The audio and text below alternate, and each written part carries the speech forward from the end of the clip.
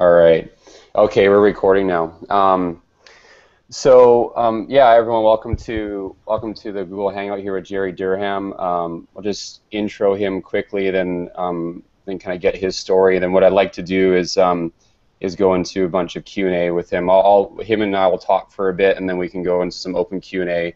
We're talking about front desk strategies. So I'll intro him quickly. So Jerry, yeah, he was nice enough to come on, and he's actually the co-founder of San Francisco Sport and Spine over on the West Coast here with me, and also the founder of Rocket Conversions.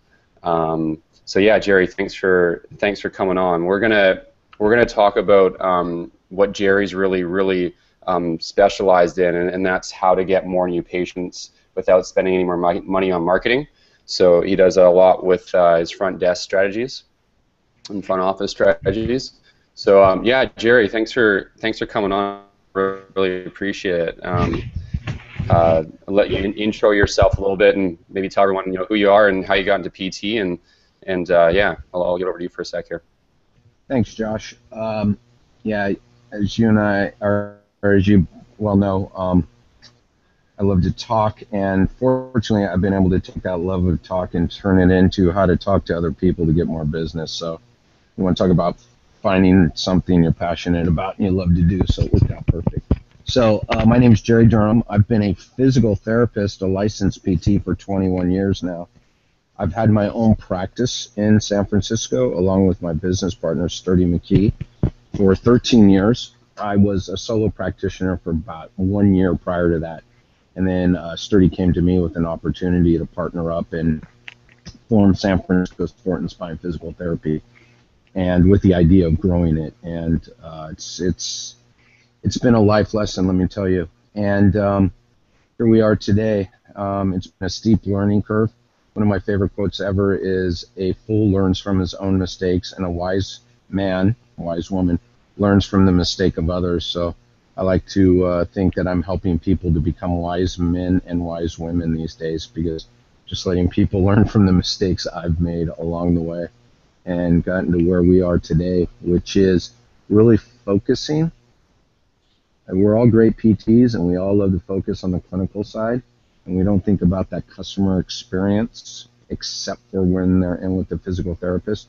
And I've really spent all my time and energy the last 3 to 4 years, 5 years maybe, working on that customer experience from the first phone call until the second they step foot into the office, and then especially into that first visit with the physical therapist. So that's where I've been spending all my time and energy. Cool. Yeah, I'm excited to get into it. I know because you actually speak about this around the U.S. as well. You've done a bunch of talks on it too. Yeah, I just got back from Wisconsin about 2 or 3 months ago. Met a great group of physical therapists out there, very engaged, great questions. I will be going to Florida in September to speak on this topic, and just posted a couple podcasts with a couple different groups of people where I go really in depth into this stuff. And to me, this is the solution to healthcare, right? We can all deliver great clinical outcomes, but if you don't give people a reason to come, if you don't give them a reason to call and pick up the phone and then deliver on whatever the hell you're promising, they're going to go anywhere for those clinical outcomes, including other providers like chiros and acupuncturists and massage therapists. So we have to give people a reason to stick with us once they call us. And yeah, I'm looking forward to getting to that. So then just to set the context and the story here. So my business partner is Karl, and he has started a company called Clinic Metrics, which is clinicmetrics.com, and that's a software company for physical therapists. And we're now starting another one called Clinic Rise, and that's most of everyone that's joining here is in beta with us on Clinic Rise. But how did the relationship start? How did you meet Karl? 'Cause that was before me. I met you through Karl, actually, but how did you guys end up meeting? Yeah, it's a really cool story. I just shared it pretty in depth with another group of people recently. Karl is not a physical therapist. And Karl, I'll never forget the day I got an email that I needed to talk to some guy who was developing software for physical therapists. I'm like, yeah, okay. It came from a buddy of mine, a physical therapist out in Louisville, Kentucky. And so I said, sure, I'll give him a call. And I get on the phone and I say, so what do you got going? And he tells me, and I said, so you're a physical therapist? And he said, no, I'm not. And I said, what the hell are you doing creating software for physical therapy? And he said he saw a need. He had gone out and done his due diligence and really saw there was a need to help physical therapy practice owners manage their practice. And from that moment on, I've done everything I can to help him out, because he had done his due diligence. He had done all the work in advance, and he saw a need within healthcare, and he saw how he could help that need, which means, if I run a better business, then I can treat more patients and I can get more people better. Mm-hmm. So it's a pretty cool story, I think. And he was the first person from outside healthcare to contact me, saying, I want to help you guys in healthcare. Better at your business and ultimately grow your business. Yeah, and it's really, really cool to see it really, that's kind of his vision. It's really happening with, Clinic Metrics and now Clinic Rise too. So that's awesome. And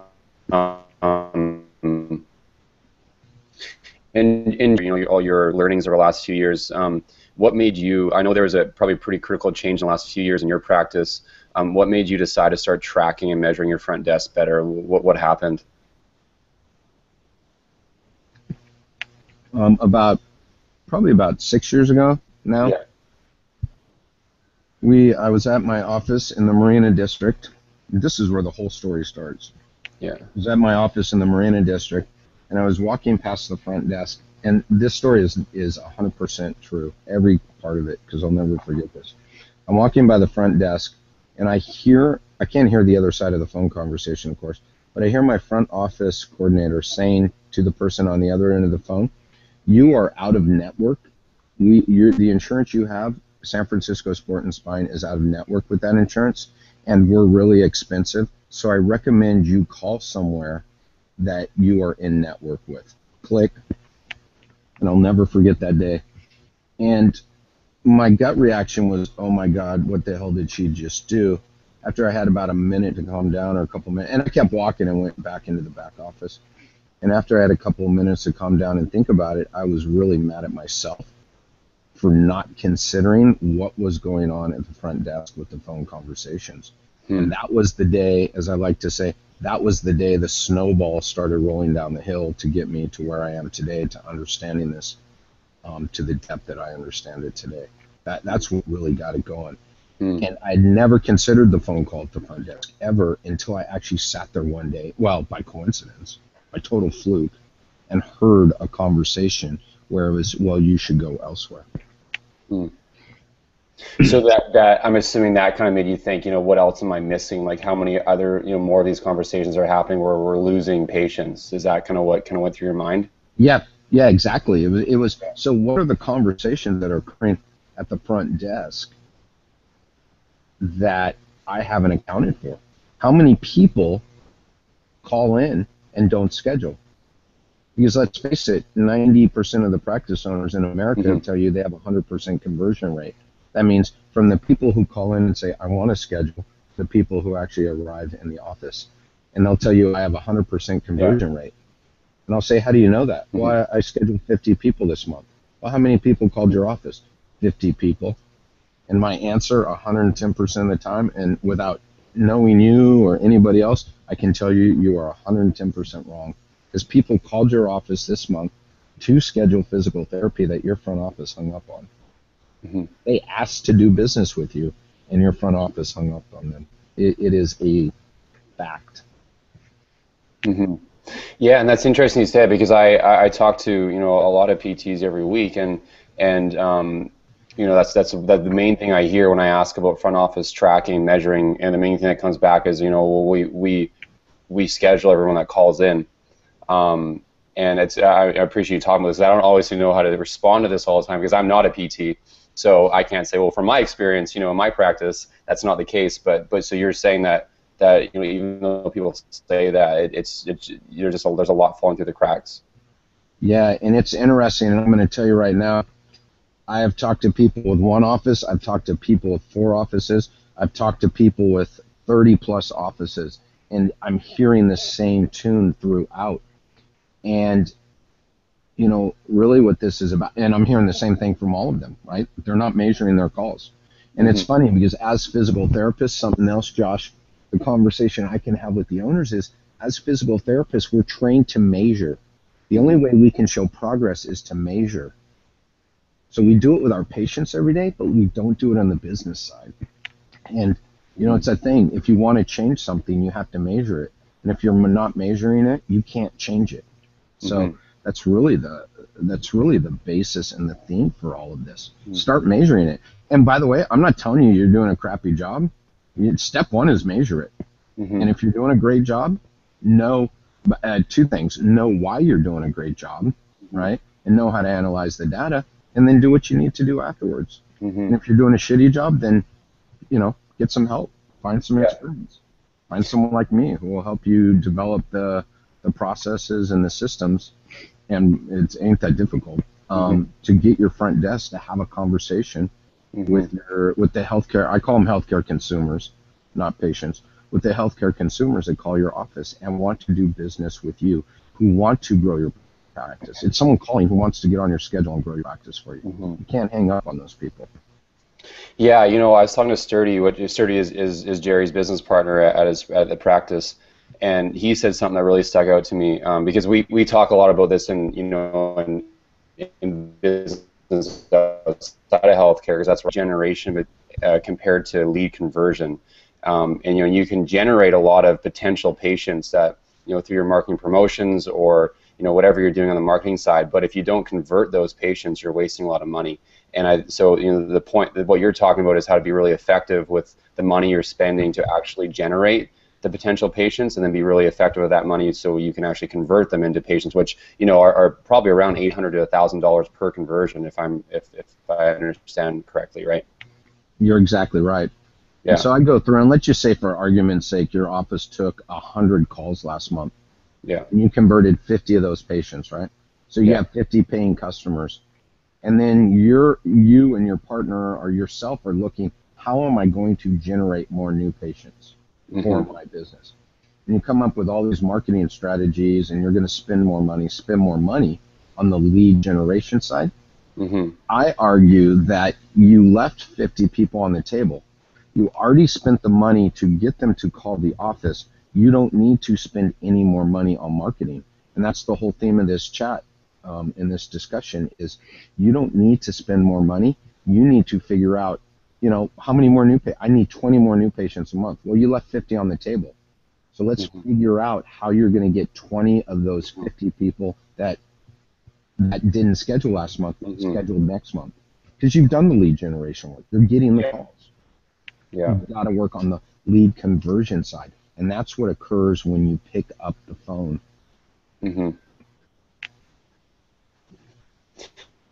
Yeah, and I start, if you want to grow, you know, meet your new patient weekly goals, is, you know, let's look at what's happening at your front desk, because you can end up getting more patients without spending any money right now. And you know, we've taken you know, you've helped us a lot with, you know, how to actually put that into a software product, which you know, we're doing with ClinicRise.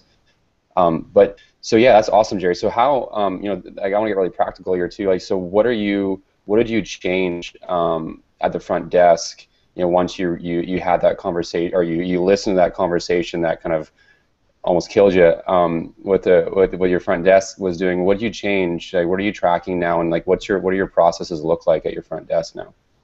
Yeah, again, as I mentioned earlier, let's remember that's where the snowball started. So what I'm sharing with you today is not what magically appeared the day after I heard that conversation.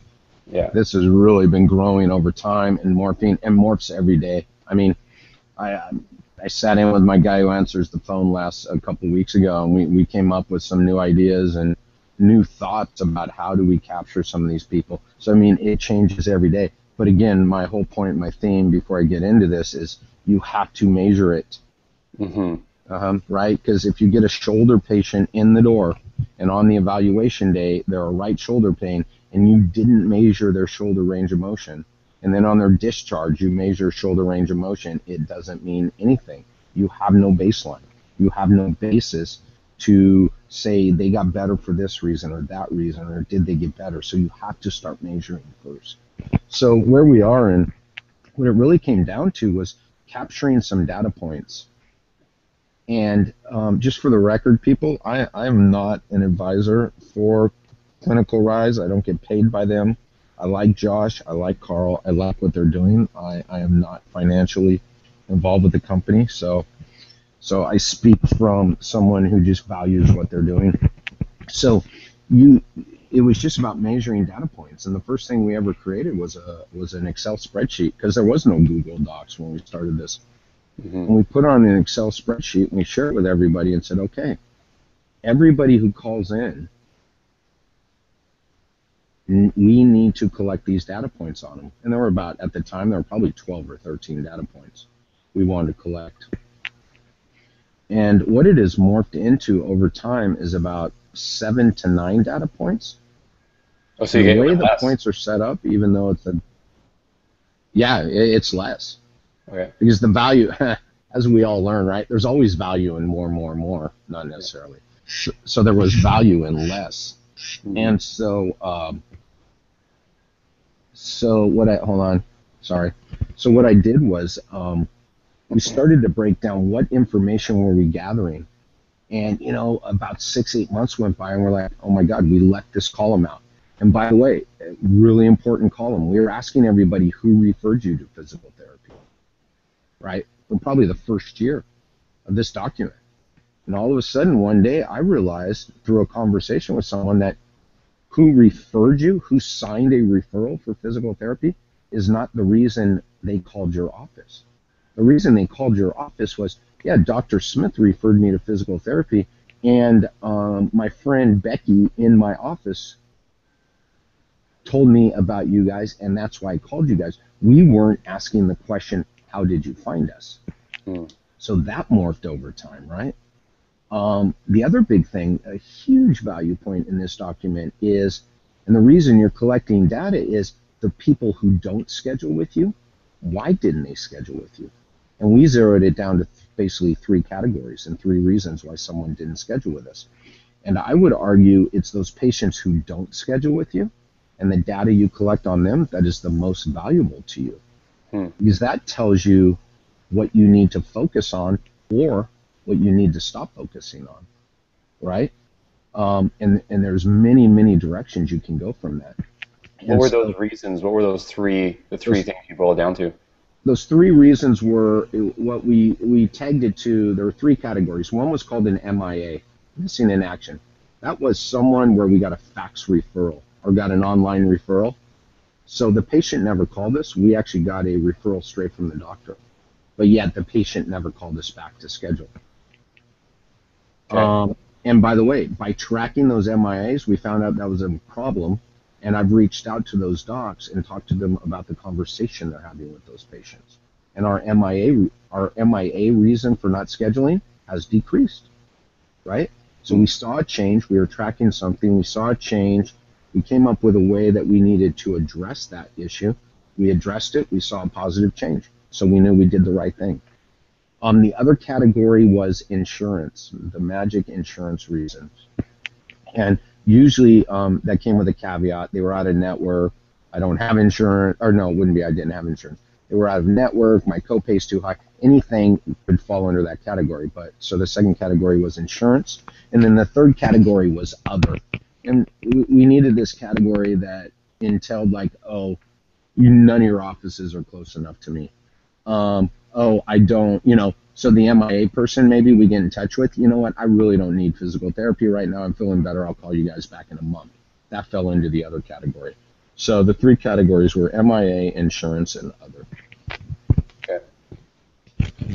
And then so with that, so it's pretty clear then, so you're, with that data, you're using it to then make important business decisions to generate more patients at the front desk. So you started calling the doctors that needed to have you needed to have a conversation with, and you noticed more new patients coming in because of those conversations you're now able to have. Yeah, and back to the theme of this talk. So, in the example I gave, the MIA group, when we first started getting those fax referrals, 30% of the people who didn't schedule were MIAs, and that was a huge number. So again, we sat down and said, why aren't these people scheduling? Why aren't they scheduling? And I kept reaching out to the providers, and we finally started to hear a common theme, and we addressed it. And that number has probably shrunk in half. So again, no marketing, Mm-hmm. no extra marketing dollars to get more fax referrals and still lose 30% of the calls. It was, Mm-hmm. how can I address this? Went out to the doctors, and just from those referrals we continue to get, now convert about 15% more of those MIA people that come in. Interesting. And what were you doing? So the other thing you mentioned is you were tracking who the referral source was, but also then how they found you, which was really the real important metric to track. What were you doing with that information? I answer a lot of calls. I've answered a lot of calls over the years. I still get on the phone weekly. Mm-hmm. I answer new patient calls, and I also do patient callbacks. I don't have kids, so I don't know what it's like to repeat yourself and ask the same question 10 times in a row and not have someone answer you. But I do have employees, and I do answer the phone and deal with people regularly. And you can ask someone, who referred you? Well, that word referred is a really broad term. And Yeah. we use it in a context that we understand it, and we expect that everybody else in the world uses it the same way. So when you say who referred you, in my mind, I'm thinking, who told you to come see me? Well, who referred you? A referral comes from a provider. So everybody always talks about their doctor. So originally, it'd be like, oh, Dr. Smith referred me. And then we'd stop asking. And then I would handwrite Dr. Smith a thank you note saying, Dr. Smith, thank you so much for sending your patient, Betty Wong over. And it was like, he didn't send her over. Once we broke it down, we found out, well, Mr. Smith signed the referral, but Betty Wong heard from a family member who used to be a patient here. So now I write a thank you note to the family member and saying, I'm so happy you value what you received from me, and I really want to thank you for telling someone else, about us so they could get better too. And then I use the information to go educate Dr. Smith on the fact that we're seeing his patients, and when we see his patients, they get better quicker, and they're happy when they leave. So there's two huge marketing opportunities there. And again, I'm not having to spend more money. Now I'm spending money more focused. Mm-hmm. So that's what came out of that.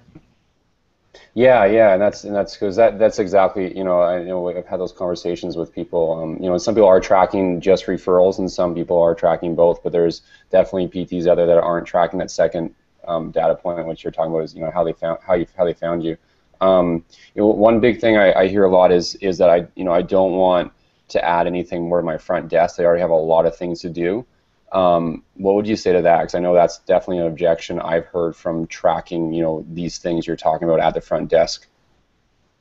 Well, I would argue, and my gut reaction to that is pretty soon, with the changes coming down the road and the educated consumer and the consumer asking questions, pretty soon you and your front desk are going to have a lot of free time to yourselves. Mm-hmm. How much business can you afford to lose? I had a great conversation with someone early on. I still remember who it was. We still have great conversations. So I'm explaining this to him early on, and he calls me back about 3 days later after this initial conversation about the front desk and goes, oh my God, I sat up front. You're so right. Mm-hmm. My front desk is, hanging up on people. My front desk doesn't know the value we sell, and they can't share that in a conversation. Mm-hmm. I'm like, oh, wow. So you heard it. And he's like, yeah. And I remember it was one of the first conversations I had. So I was like, oh my God, this is happening elsewhere. Yeah. And then I said to him, so what are you going to do about it? Now, mind you, someone just told me their front desk is losing them business. Mm-hmm. I said, what are you going to do about it? He said, I can't do anything about it. She's been with us for 12 years. And I just paused really long, and I thought to myself, and the next question I asked him was, well, okay, how much can you afford to pay somebody who's losing you business? How much longer can you keep someone on or not do anything about it? You have your choice. Mm-hmm. Who's losing you business? Your front desk, and that word you asked me, Josh, they already have too much to do. Yep. I guarantee you they don't have too much to do. You may have burdened them with too many responsibilities for a front desk person, but they don't have too much to do. That's such a freaking subjective term. I hate that. Mm-hmm. Everybody does that. I'm busy. Busy. It's busy. Define it. Tell me what busy is. What do you do during your day? that you can't answer and enter some data, 7 or 8 data points. And by the way, those 7 or 8 data points, if you have a tool, you should only have to enter them one time, and it should populate everywhere. Yeah. Yeah, and that's where we're kind of building, with your help there on, from your input on the Clinic Rise. What are the other? So the data points you're collecting is the referral source, how they found you, if they scheduled or not, the reason why. Those are 4. What are the other 3 that you're collecting? So this is what's great. When I say 7 or 8 data points, everybody assumes it's always more. First name, last name, date of birth. Interesting. So it's really phone number, best contact number. So 4 more.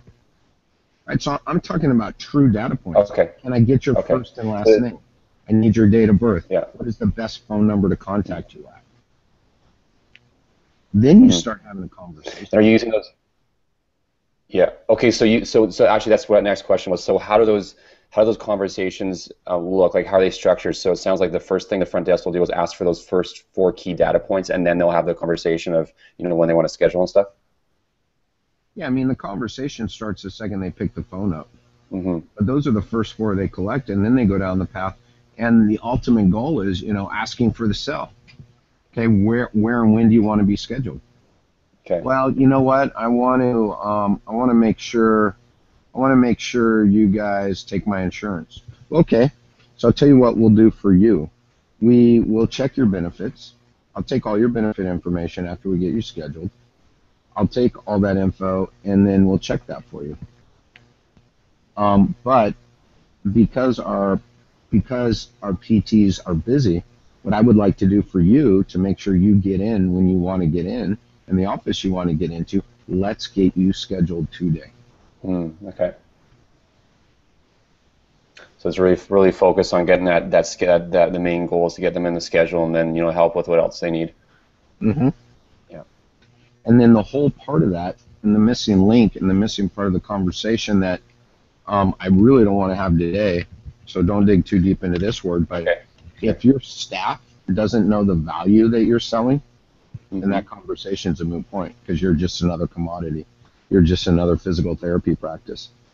You're just another provider they're calling, and they're shopping around, and they have no reason to choose you because you didn't give them a reason to choose you. But that's a whole that's right. It's business 101. Yeah, we could talk a lot about that. Yeah.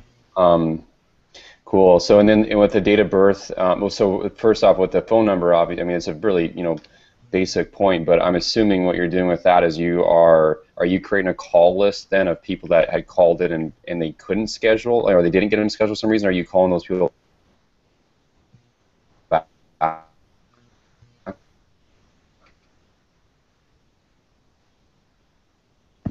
Hey, Josh.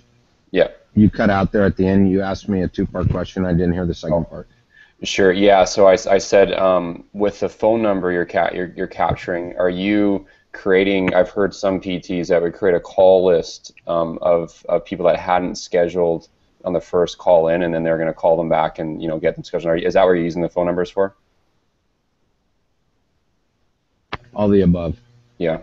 I mean, you have to have a contact number when someone gave you an insurance number that was wrong, or right, they don't show up for their first visit, or whatever it is. You got to have a contact number. But yeah, that gives me an opportunity to contact people who didn't convert, and to ask them questions. Maybe I ask them why they didn't schedule, or I call them to offer them assistance in getting scheduled elsewhere. There's a novel idea. Yeah, just serving them. Yeah. Yeah. Cool. So I could keep asking questions, but I think this gives a really good context about what you do. So I'd love to open up the floor. I know there's people on the other link that weren't able to join. So if you guys are listening, if you have any questions, email me and I'll ask Jerry. Tracy, I think you guys are still there. Do you guys have Tracy and Vicky? Do you guys have any questions? I know Kathy's there. For Jerry at all? You can either unmute yourself or you can type in the chat box. All right, thank you. She muted herself again. Oh, Tracy, you're muted. You're muted again. We just wanted to make sure we had those 7 data points exactly. Okay. So You know, I use so I had these data points we collected, and when we were using an ERM about 2 years ago, no, 3 4 years ago when I started doing this, and that EMR could not morph in and do what I wanted to do from the data entry side. So my poor office coordinators about 3 years ago, up until about a year and a half ago, no, up until a year ago, were having to triple enter this patient data. And I used to sit there every day and I felt so bad, but we needed the data. We finally signed up with Clinician. And what I love about Clinician was I went to them. I had people in my office who took care of the clinical questions. I had a billing side. I had my operations guy. I went to Clinician and said, look, I need these data points. And then I need a report kicked out at the end. Can you guys do this for me? And they're like, you know what? That's data you enter anyway for every patient. I said, yeah. He goes, if you put it into our system, I'll kick it out the other side. So fortunately now, Clinician, I have something called my call log on Clinician. So, and my office coordinators only have to enter the information twice. So here you go. Date of birth, last name, first name, phone number where I can best reach you. I think it's important now, and we're starting to stress this. It wasn't one of the original points. An email. Yeah, that's really important. Yeah, an email. Then I ask them their reason for visiting us. I don't care what their diagnosis is. I want to hear in their own words why they're going to visit us. I then get their referral source, and then I do the how did you come about to schedule with us. And I have about 12 different categories or things they may tell us. So everything's drop down menu. And then that's it. Oh, and then I ask them, the very last question I ask them is check this out. I'm out of network. I take insurance. I process insurance claims. The very last question I ask is, how do you want to pay for this? I don't ask what your insurance is. So we start getting people into the mindset from the first call that this isn't about being in and out of network. It's not about your insurance. And it is the dead last question I ask them. I love it when you call somewhere, hi, this is Jerry, and I do this, by the way. I do this all the time. Hi, this is Jerry. I want to get scheduled for physical therapy. Okay, Jerry, let me get a couple things from you. Okay, let me get your name, Jerry Durham, yeah. Okay, what insurance do you have? You just told me that the only thing that matters is my insurance. So that's a side note. So there's your data points. That's all you need. That's all you need to be successful. That's all. Those 7 or 8 data points should drive your whole marketing program. Should. And if they're not, you're wasting your time and your money. Because there's no reason you should be out doing things that aren't productive and paying off for you. So if you're going to if you're spending a lot of money going to Dr. Smith's office and you pull up your data for the last 3 months and Dr. Smith hasn't sent you one patient, you got to bump him down the list. And I also use that example for people doing community projects. Everybody wants to tell me how great their community education program is going. I say, based on what? Well, based on my building my brand. I say, okay, you getting customers? Oh yeah. How many? Well, I don't know, because they're not tracking it. So it just tells you where to spend your time and money. And you can choose to be involved in the community, but don't lie to yourself about where you're getting patients from. Yeah, and Jerry, I'll just speak on that quickly. Like that's actually I've probably talked to 100+ practice owners now and managers. And that's probably the biggest thing that comes up again and again is most people are feeling like marketing is a black hole, or where they put their money, it's just kind of an unknown for them. And it's scary because if you knew that those questions and you knew the answer to that, then you would know how to grow and be more predictable. And I think that's the key to growth, especially in this environment for PTs, is having a predictable plan and something predictable, saying, well, I put money in here, I get this amount of money out of it in terms of patients and conversions. So that's cool that those data points will allow. I think what you're saying is will allow that predictability to come from marketing to know where to put your money to grow. Yeah, and that's again when I tell people, again, you don't have to spend more money. You don't have to spend more money. You got to spend it wisely Yeah. and efficiently, and that's what this tracking will do for you. And again, I didn't say, okay, we're not getting anybody from the community, don't go out in the community. What I'm saying is don't lie to yourself about where your patients are coming from. And we still do. We do less community stuff. We were doing too much. We were assuming too much about where our patients were coming from. And we actually do, we still involved in the community, but in different ways. And we're not telling people we're involved in the community because we get patients from it, because we get business from it. It's good for the brand. Mm-hmm. I'm not gonna lie. So then it sounds like so you can actually, I mean, you don't even spend more money, you can just rework the places you're spending your current budget and just be more effective that way even. Yeah, and I will guarantee you we're spending less money. Ask a question. By breaking down the numbers, we're spending less money than we used to because we're not throwing spaghetti at the wall anymore, and we did for a long time. So don't get me wrong, I'm not sitting here on my high horse preaching because I've done it right, man. We were throwing spaghetti at the wall for a long time. Oh, yeah. Tracy, did you have a question there?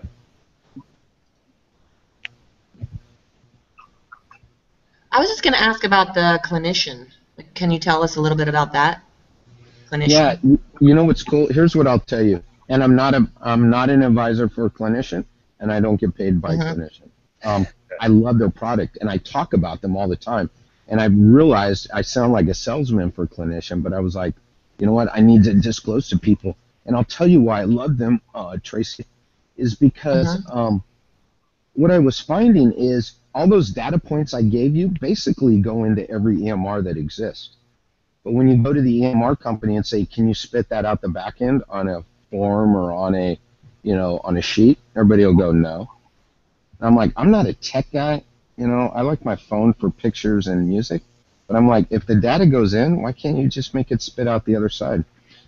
Clinician, and I love telling this story, we decided it was time to switch EMRs, and we had only had one. We actually let our staff pick the EMR. We went to a clinical portion. We gave a scoring sheet to our clinical staff. We gave a scoring sheet to our billing staff. We gave a scoring sheet to our operations guy at the time. And we let them all score it. And then Sturdy and I weren't necessarily going to veto anything or say, no, you guys all voted. We wanted to see where everybody was leaning. And at the end, everybody was leaning towards clinician, just slightly. And then Sturdy and I got involved, my business partner, and we saw what they were capable of on the back end and the reporting side. So as far as managing the business and making the intake, like not having my staff have to triple frickin' enter data, right? And clinician, every time we ask for something, clinician never says no. They always say, let me check this out. Because I'm like, the information's going in. And every time I come up with it, we've been able to come up with, we can customize the reports that come out the back end that help us to manage the clinic. And I mean, they're up to date to the second. So I could pull up and tell you the last new patient call that was entered into the system. So that's what I know about clinician. If you want to ask me about documentation and compliance and all that shit, I got nothing for you. If you want to tell me the value on the front and back end, I got it all for you.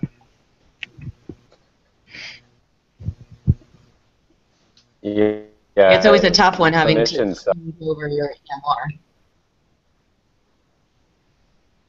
What was that, Tracy? What was that, Tracy? No, I was just saying that, switching an EMR program is quite a big project. Oh my God. And you know what's great is what I love is how much PTs embrace change, and they love change, and they love new ideas. And so switching over, if you can't feel the sarcasm in my voice right now. Yeah, I know. Yeah. Oh my God. Oh yeah, we love change. Jesus Christ, you might as well offer to cut a finger off, because I think most PTs would rather give up a freaking finger. So how big is your practice, Tracy? We have 11 therapists, but some part-time, some full-time. We see about 230 patients a week. Visits. Visits, yeah. Sorry, visits. Yeah, so we're about the same size.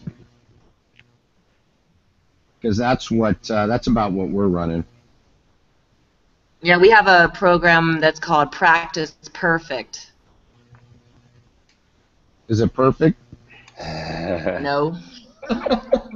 Isn't that crazy too? Because we can now bitch about this because we're all in healthcare. I'll never forget. So I've been PT for 21 years. I remember. I mean, that is kind of the cool thing, and I don't know if they were always around, but there was always electronic medical records as far as I remember going to conferences. But man, I liken it to shopping for a car and going to conferences. You could either have a Ferrari or you could have the Kia, and there was no in between. And I would go to the Ferrari people and say, you know what, we're okay. So you're offering A, B, C, D, and E. We have C, D, and E. I just want A and B. Can you bust that out for us? No.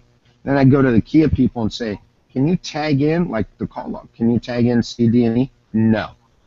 And be like, okay, thanks for coming. And then everybody sits around and bitches, and, you know, it's a bunch of computer programmers doing sales, and I'm like, you guys are retards. I know I'm not supposed to say that word. But sorry if I offended anybody, but it's like, you guys, by the way, did anybody talk to an end user? You know, no, we have a great product. Well, who told you it was a great product? Well, the founder told us it was a great product. Oh, that's brilliant. How much product is he buying? So I digress. But yeah, so, you know, and nothing's perfect. God bless America. Clinician isn't 130%, but I like it. And every time we get on the horn with them, they're willing to discuss. Sometimes there are no's, and it's just the way the software sets up. But I got to tell you, even if there's a no, they can show us another place to do something so that we can modify a bit. There's never been anything we wanted to do that we couldn't do with clinician. We maybe had to modify the way we were. Yeah. So I'm happy with them. Yeah, and I'm full for clinician as well, because we have a relationship with the CEO there as well, and that's the first place we're looking to integrate with both products, ClinicMetrics and ClinicRise. So it'll go, if people are using clinician, we'll go really hand in hand with ClinicRise, and we're going to be integrating with other ones as well. But that's the first place it looks like we're going to start. So it'd go really hand in hand with ClinicRise. You know what else, Tracy? Just kind of on a higher level, what I like about clinician and the feedback I give them is I say, you guys have a practice management tool. This isn't a documentation tool. This isn't an electronic medicals records. It's a practice management tool.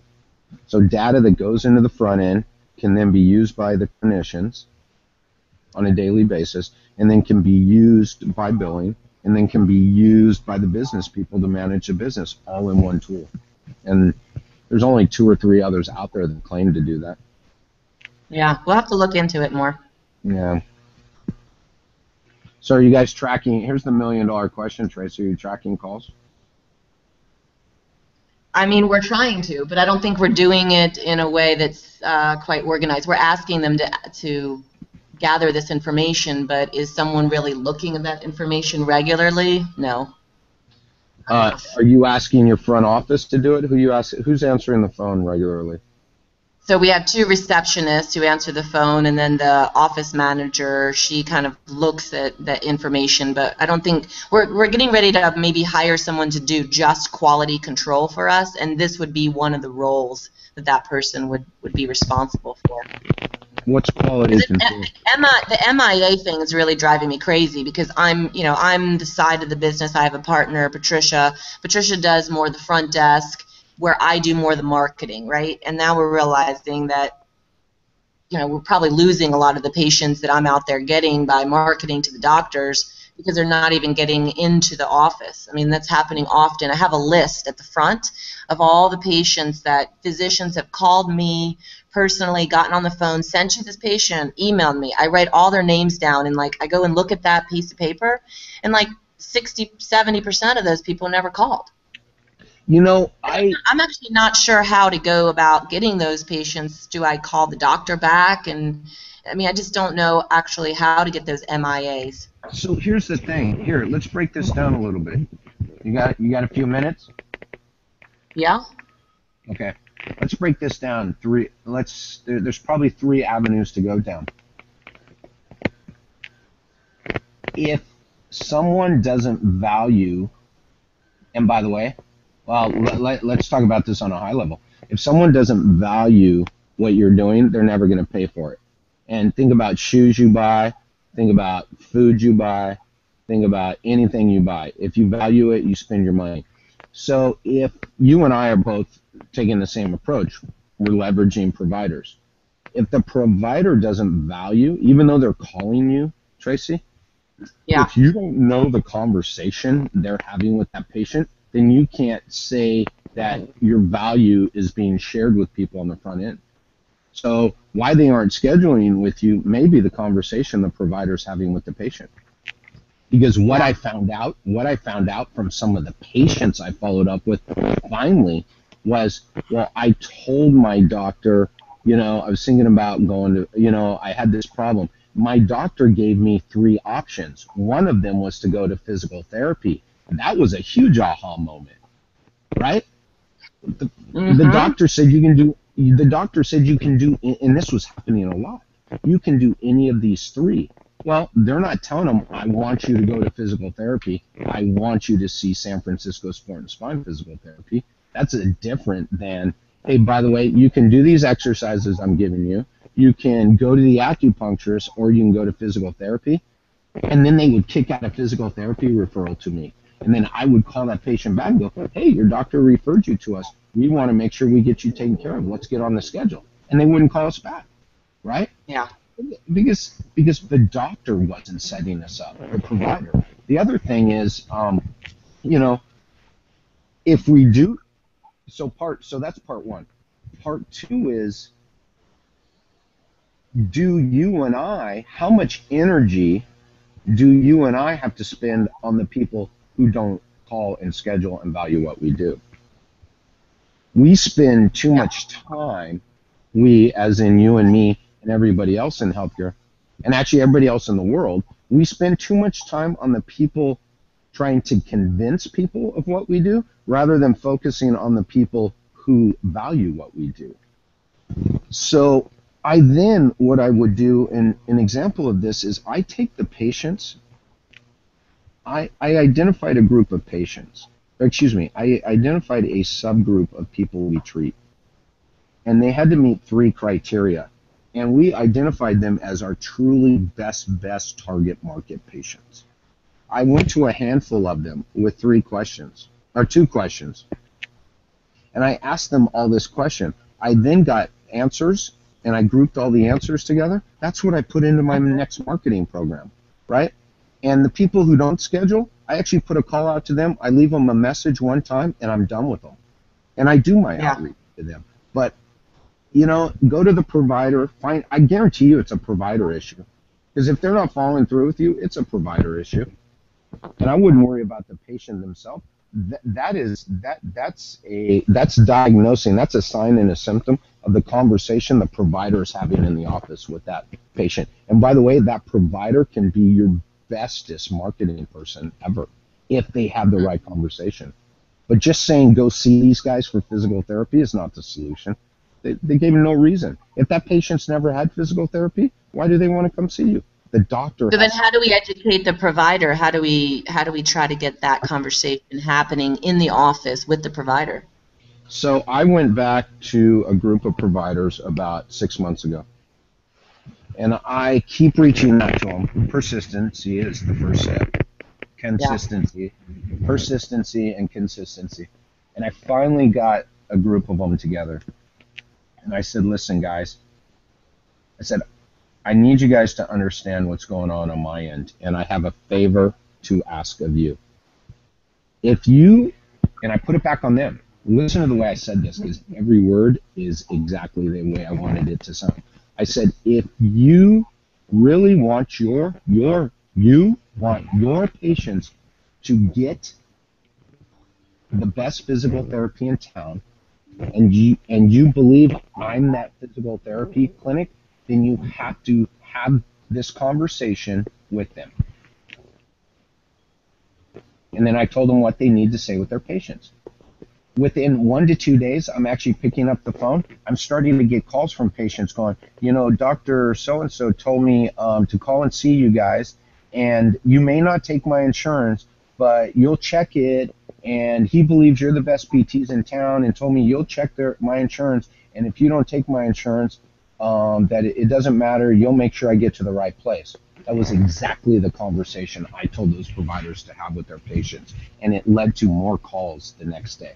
I want control of it. I want the ability to control the conversation. And so if you do everything on your end, and you only have to say 3 things in the provider's office, 2 things, then they're setting me up for success. And then if I lose them, I lose them. And then I help them move on to the same place. So you have to be comfortable having a somewhat uncomfortable conversation with the providers.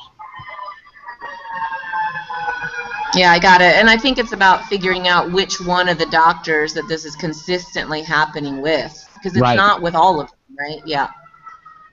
Yeah, and so it's funny. I've got this group that we deal with that kicks out. They do everything electronically, everything. No paper, no paper, no paper.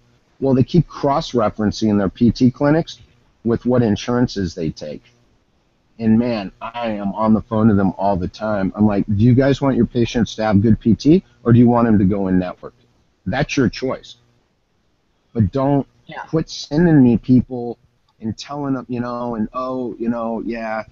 I'm like, you guys are the first step to get people, our patients, into a mindset that it's not about their fucking insurance.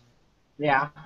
And the insurance, I don't care about insurance companies. Everybody wants to get on social media and bitch about insurance companies. I'm like, I'll bitch with you, but they ain't the problem. The problem is us for not disconnecting the people from their insurance. And the providers who worry more about being in network.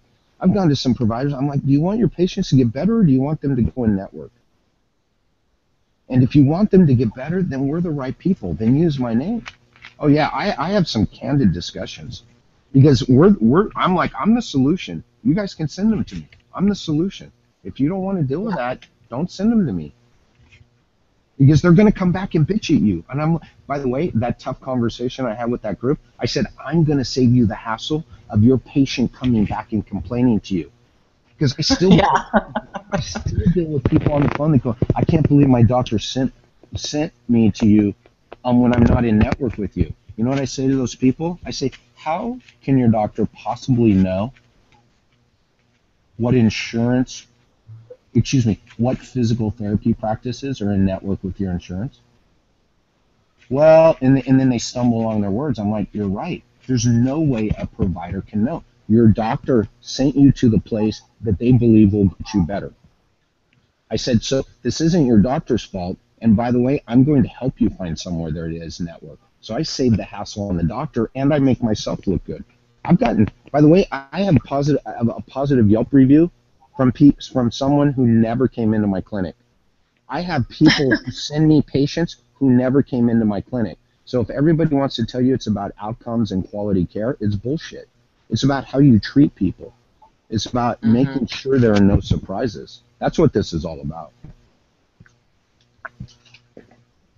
So you guys got to see what my passion is now. My passion ain't clinical care.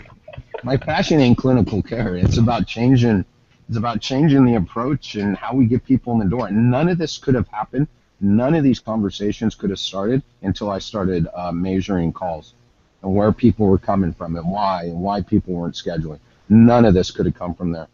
And then, man, after I started learning all this stuff, I just started beating the hell out of, I've read more sales books and more online sales groups and communication and lead conversion groups and everywhere, and just nailing it in.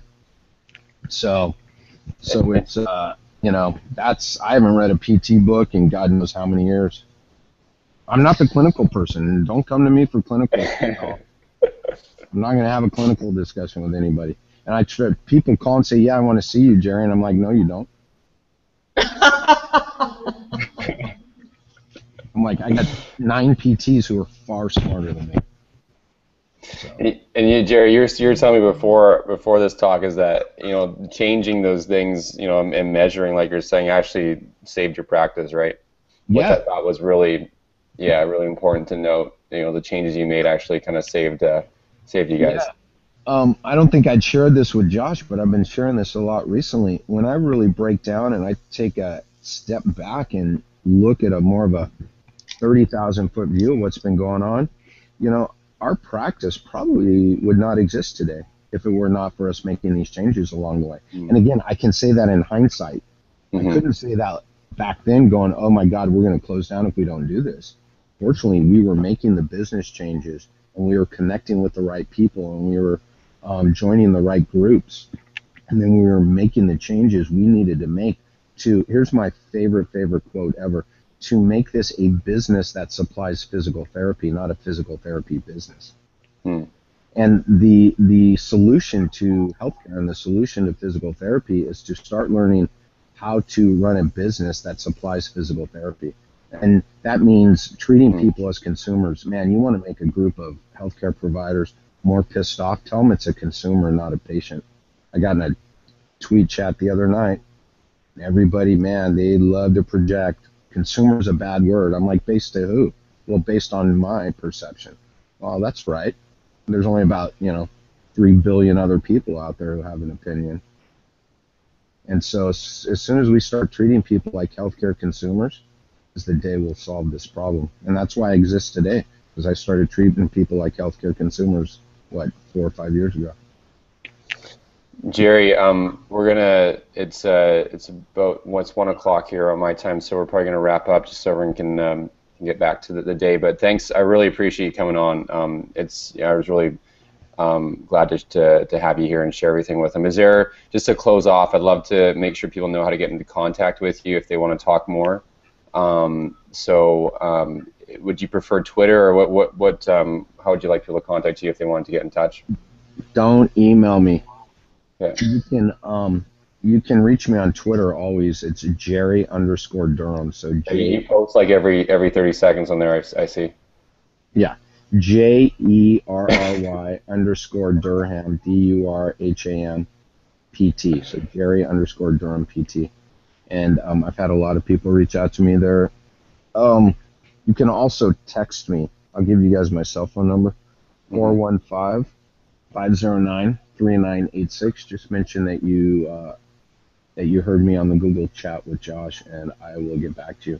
I just had someone reach out to me, actually right before this, from another podcast I did, and shared some info about this same thing. So I'm happy to follow up with people. Yeah, I really appreciate it, Jerry. It's really great, and there'll be a lot more people listening to this on the recording as well. Last thing, any last piece of advice or anything you want to leave people with, just on the whole measurement thing, and what you think the most important thing is to do to get more patients without spending money? Is there any last final words? It's we can sit around and talk about this all day. It's the doing. Yeah. Tracy brought up she's doing parts of this. It's about bringing it all together and just doing it. And you can't afford not to do it. So I gave everybody the data points to start collecting. And by the way, there is time to do it because it's a conversation. It's not, oh, let me pick this up and now get this information, right? The information is what you're already gathering anyway. So just have somewhere to put it. And then you got to analyze it. And, Tracy's analyzing the MIA stuff. She knows there's a problem there, which is the first step. And now it's time to do something about it.